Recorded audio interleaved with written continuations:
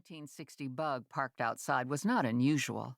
I specialized in the old air-cooled VWs to the point where people brought them to me from other states to work on or restore.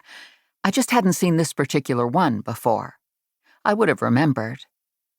I locked away my purse, draped my coat over the chair behind the counter, then walked into the garage bays. The light was already on, and Z was hard at work. He'd been here for a while because the big furnace had already heated the space to human-friendly temperatures. Buried in the engine compartment of the car he was bitterly cursing in German, Z looked like a wiry old man with white hair that was thinning on top and a bit of a potbelly. Thanks to fey glamour, he bore no resemblance to the dark Smith of Trondheim, who had built many deadly weapons and used them in his time to slaughter saints, kings, and anyone else who annoyed him. Currently, he worked a little more than full-time in the garage he'd once owned, helping me repair old cars. "Unusual paint job out there," I told him as I got into my overalls. Z grunted and tapped the quarter panel of the vintage Porsche 930 he'd been working on for the last 3 days. It was decked out in metal flake red with extremely good pinstriping that included the word Widowmaker hand-lettered on the driver's side in silver. The passenger door had a fist-sized black widow just below the side view mirror with a silver web that extended over the rest of that side. "Okay," I said, "but the Porsche's paint job is beautiful, and everyone knows the 930 Turbo is called the Widowmaker. Why in the world would you paint a giant eye on the hood of a bright purple Bug?" Z, back to tinkering in the engine compartment, grunted.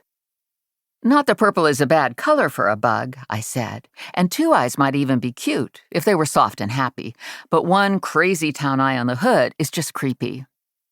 "Shameful thing to do to a nice old car," he agreed. "Did you see the plates?" There was something in his voice that sent me back out into the cold to check the vanity plates on the Bug. PPLEATR. It took me a moment to work it out. I went back into the garage and went to work. After about 20 minutes, I said, "Does it eat flying purple people, or just people?" "Now you've done it," Z grumbled. "Be silent if you can't be useful." I grinned and went back to work. Z broke first.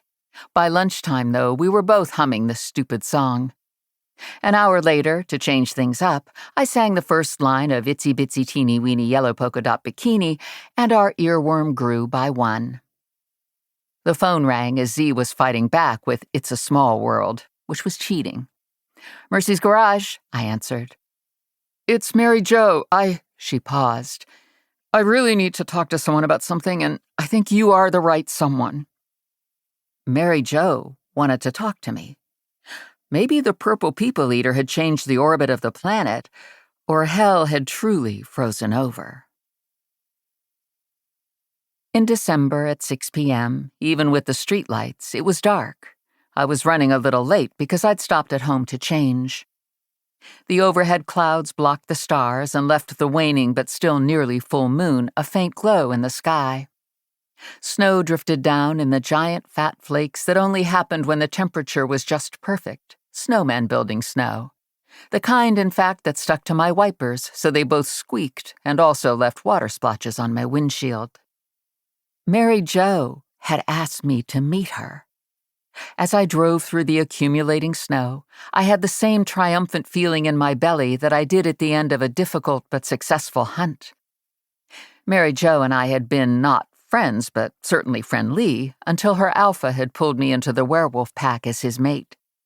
She wasn't the only wolf who had resented him bringing in someone who turned into a coyote, but Mary Jo had been the central player in the anti-coyote faction of the pack.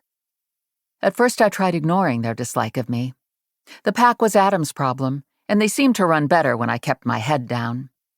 He'd put a stop to any active harassment, and what various of the werewolves had thought about me hadn't mattered.